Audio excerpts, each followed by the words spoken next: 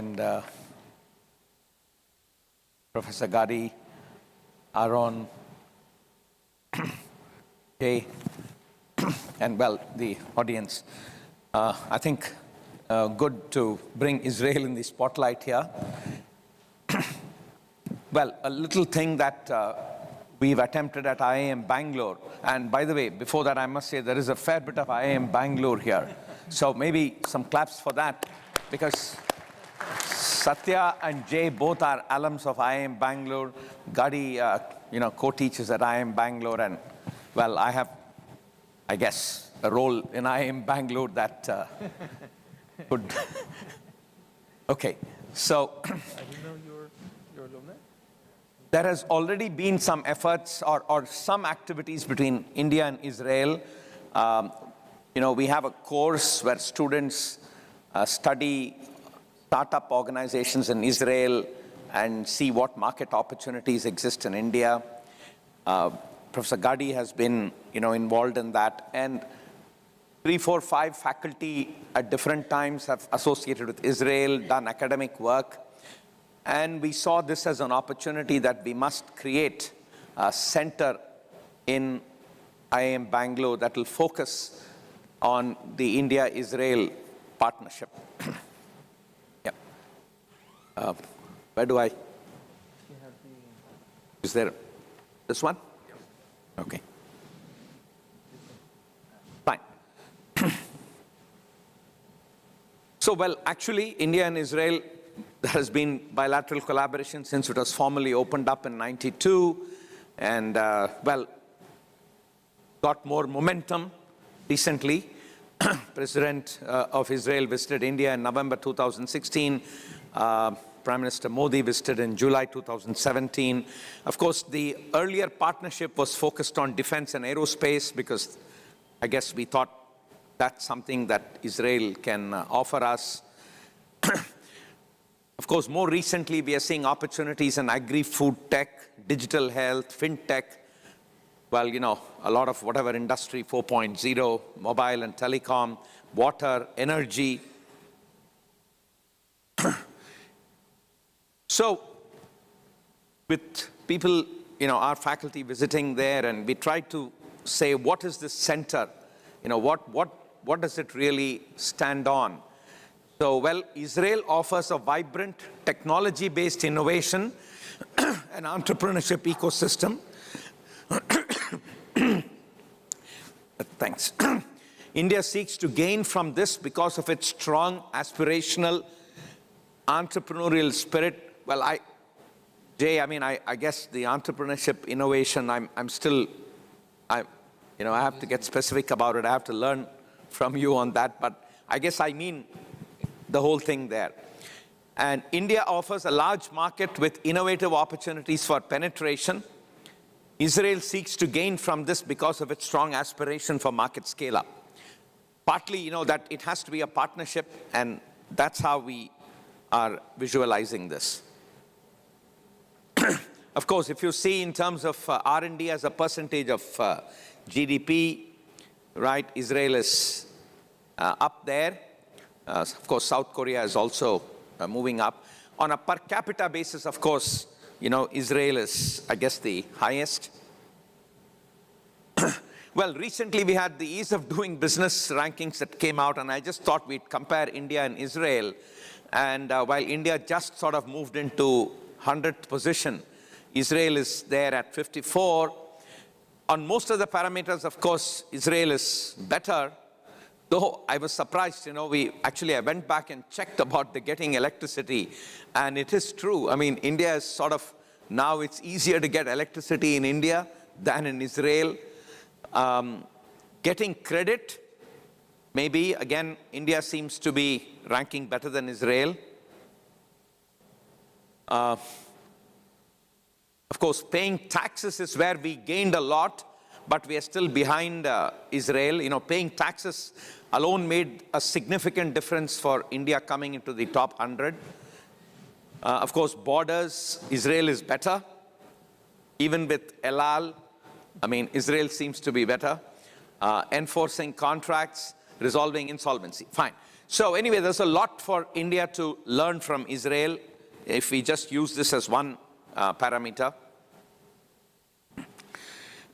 Well, demographics, India 1.324 billion, Israel 8.5 million.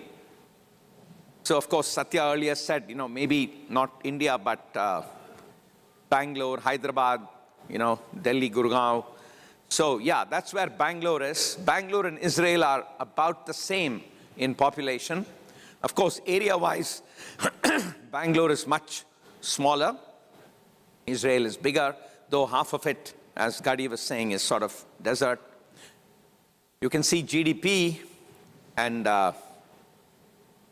compared with, of course, I mean, in terms of total, India is bigger, but on a per capita basis, Bangalore is about $5,000 US, whereas Israel is 37,000, and India, of course, much lower. Of course, on a purchasing power parity basis, which is roughly 3.5 times for India, you would be a little closer, Bangalore still. Okay. So as I mentioned, we've already been doing work with Tel Aviv University, the College School of Management, jointly teaching courses. There's an exchange program. And then Technion and IAMB are part of the global network for advanced management. That's a global setup of about 28, well, actually now 29 schools. Yale University kind of gave the push there. So, why at IAMB? Well, there are ongoing academic collaborations. Israel and Bangalore are hubs for our creativity and innovation. There is really no other similar initiative at management institutions. And there is another initiative at the Jindal, OP Jindal University, where again there is an Israel center. So for us, it's to act as a hub for research on Indo-Israeli interactions in the field of technology, innovation, business strategy and history, government policies and culture by, bringing scholars together, the business community and students. And of course, as a management school, to reach out to the business communities to help Israeli and Indian business communities integrate with their counterpart. So we hope to become a knowledge center and to nurture ongoing relationships with centers of Indian studies in Israel, and of course, disseminate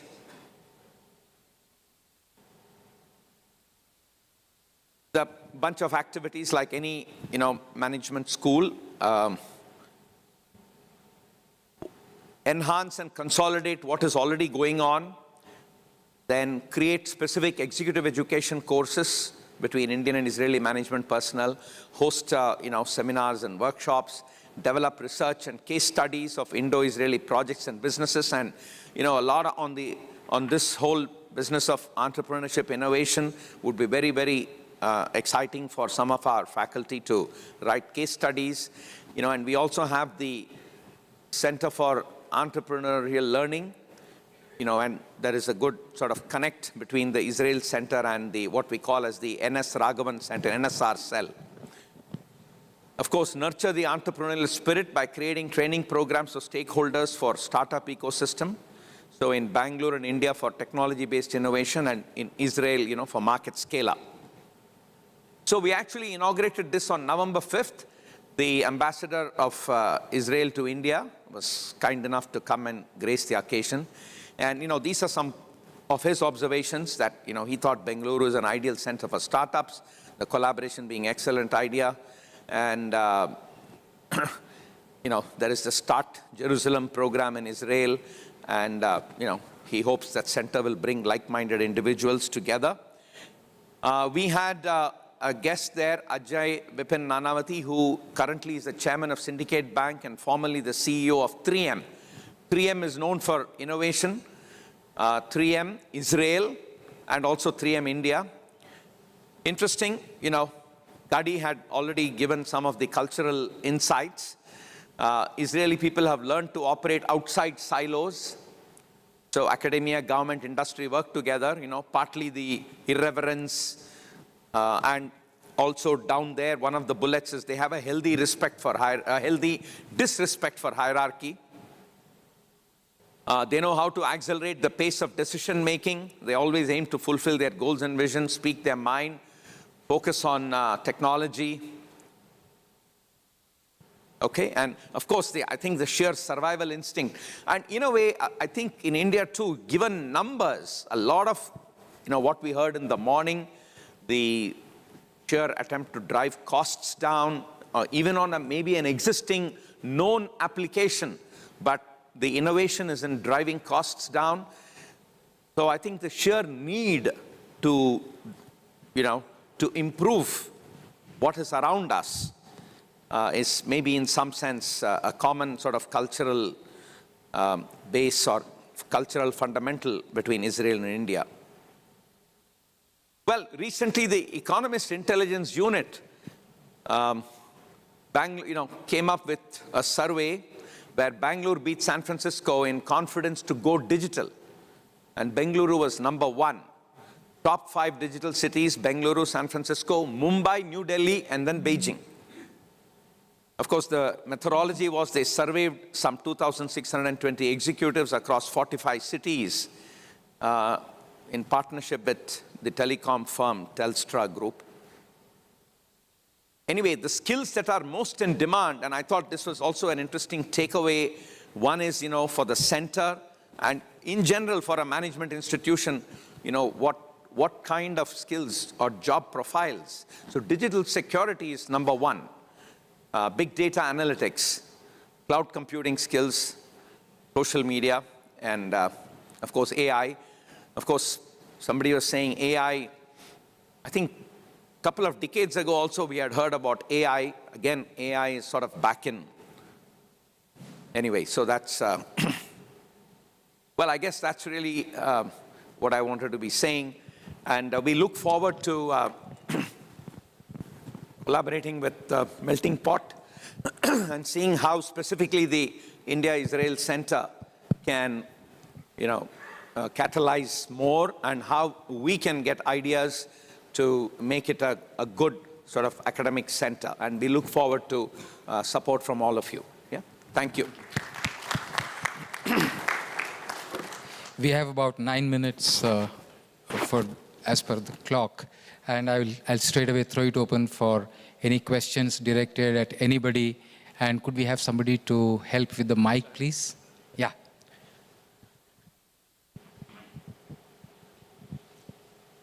Here. And kindly do indicate who you are kind of posing the question. It is a general question. It is general statement. I am Dr. Pratap Reddy, Chairman, Dhruva College of Management, with reference to Jay Krishnan. In Rasalila, Nari Nari Nadma Murari, Hariki Hariki Nadma Vayari. He said sandwich is ensconced between 2 Israelis that I am converting into Rasalila. He is Krishna, both are Gopikas. And don't worry, you are Satyabhama, his wife. And Raghuram is of Ramayana, I are not concerned with that. Is Lord Krishna. Because he's all talking about Bangalore. So Raghuram is not there in the picture. And about Gadi, I would like to make a statement. Sure. What do you call? Rahim ke dohe. Chalti ko Gadi, mile hue ko khoya, dekh kabira roya. He's a Gadi, but he is very mobile. Thank you very much. Thank you, sir. Thank you very much. Oh, A couple of more questions. connecting them with the In case you want to ask a question, could you please raise your hand so that we can come to you? Krishna. And he said, There's "I'm one out of here, it because I'm one part of here. the Oh. Rama lower." In the front seat. Myself, Dr. Adarsh Agarwal from Chitkara University, Chandigarh. My question is for Jay Krishnan. Now you are the leading light as an incubator, successful incubator. So what's your take for the upcoming incubators coming up in universities? How they can move forward, what they should, directions from your side? Got it. If I had the answer to that question, I guess I wouldn't be sitting here. But I'll give you my perspective, which is a very entrepreneurial perspective. So number one, you need to, as a university, you need to break away from, in the context of incubation, given where India is, which is, I don't know if you know the history of the Bayh Oil Act in the US in the 80s versus in India, it's still not for profit. And the difference between the two is that if you don't decouple academia from the concept of trying to commercialize innovations that come out of the university, the incubator will struggle. You need to start embracing as academia that commercialization is a very good thing. And that has been a challenge in India, fundamentally driven by frameworks. The second is, as an entrepreneur, you need to break even very quickly, have free cash flow that allows you to do what you're supposed to do as an incubator and not bank on your parent. And the parent in this case can be the academia, can be the government, state, or center. In fact, I have one of my board members sitting here. And we've had a tremendous board that gives us enough flexibility to do what we are supposed to do. But more importantly, we've broken even to in the context that we don't need to draw capital from anyone, right? So that allows us to do what we're supposed to do. So I think that would be my two big takeaways. And at the end of it all, just like entrepreneurship, your script is your own, right? There is no cookie cutter model that works for all. I think that those would be my 3 data points. Thank you, Jay. The one here.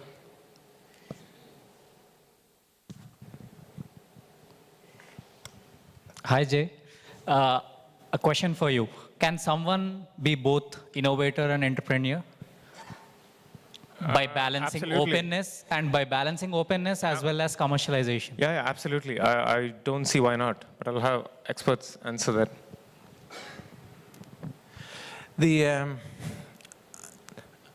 I'll relate to something that was said in the morning. You know, fundamentally, it's about seeing, to see opportunity when other people see difficulties.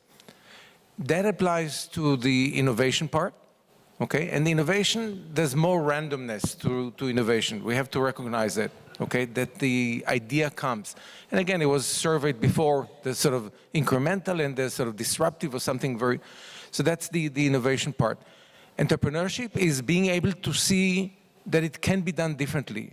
Both of them actually, you know, entrepreneurship and innovation are based on the notion of doing something different with a value, okay? So it's idea, value, and implementation.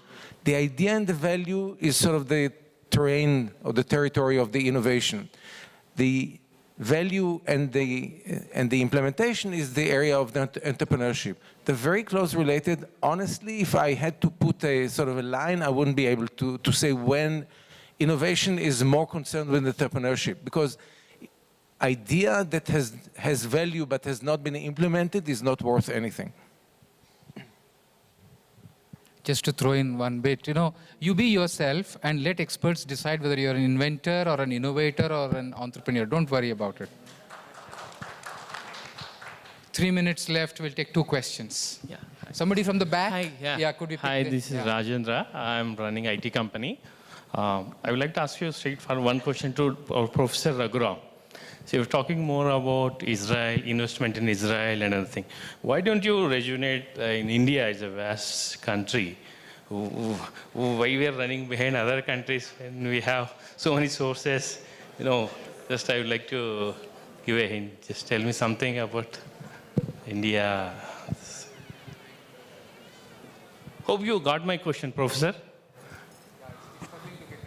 Yeah, no, thank you. Okay. I think there are a couple of other drivers.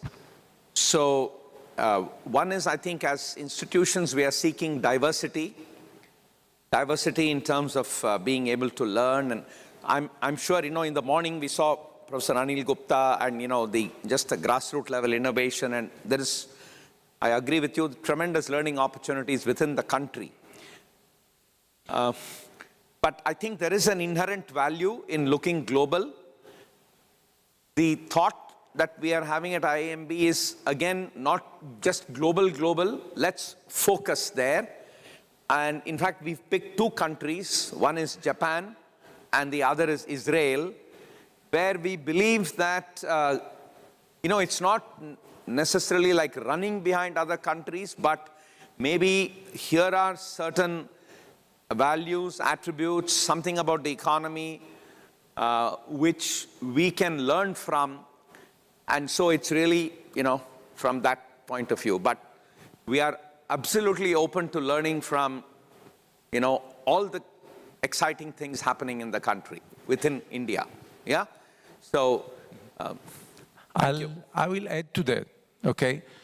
200 years ago, economist by the name of David Ricardo coined the term of comparative advantage.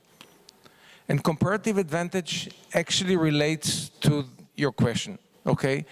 The partnership that, we see and I advocate between India and Israel is not based on sort of fixing weaknesses and actually would, in a similar occasion in Israel, I keep telling my my fellow Israelis, if we don't become very attractive place to source innovation, we will not exist, because India will catch up, China will catch up.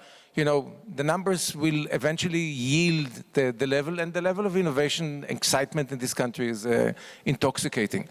So I'm going back to Ricardo, to sort of the beginning of the 19th century. When you exploit other partners' strength, even though you can be stronger than all aspects, both benefit. That's sort of counterintuitive, but that's actually proven mathematically. And that's what we are actually saying. And it has not been refuted so far. So the comparative advantage of Israel is in innovation. Can it be done elsewhere? Yes. Do you want to do that? You will eventually do it. Linking to it and including it part of you will make Israel better, make India better. Thank you. Thank you, Gadi. Last question. I can't resist adding one sentence to it, saying that, from dependence, you get to independence. But the higher order of self-adequacy is interdependence. One who feels quite adequate about himself won't feel small to go and say, I want to learn these 3 things from you, you do phenomenally well. And then I'm likely to evoke a similar response from him, saying that maybe I can learn this 1 or 2 things from you. So as a country, we must do that from many, many places in the world. Our time is up. I will take a moment to thank this absolutely eminent panelists here for spending the time. You would have loved to have lots of questions. Sorry to interrupt you. I have a last question. Can I ask it? Can we take it offline? Sure. Can we take it offline, please? Sure. I will ensure that it is addressed. Okay, because the next panel is waiting, just as a respect to their times. Thank you very much. There are large number of them. I'm getting WhatsApps saying some of them want to meet you on one-on-ones. Please give your time, and we'll be very happy to benefit from that. Thank you. Can we have a huge round of applause for our esteemed group of panelists? I would request Mr. Ajit Kumar, President, CL Educate, to kindly grace the stage and present a memento as appreciation from our side. First and foremost, to Professor Gadi Aryav. Can we have a round of applause for sir?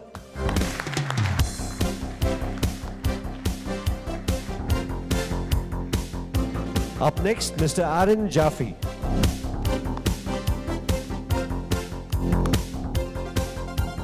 Well, your round of applause shouldn't stop.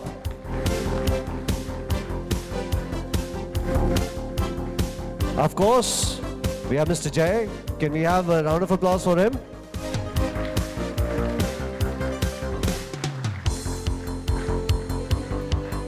And we have Dr. Raghuram.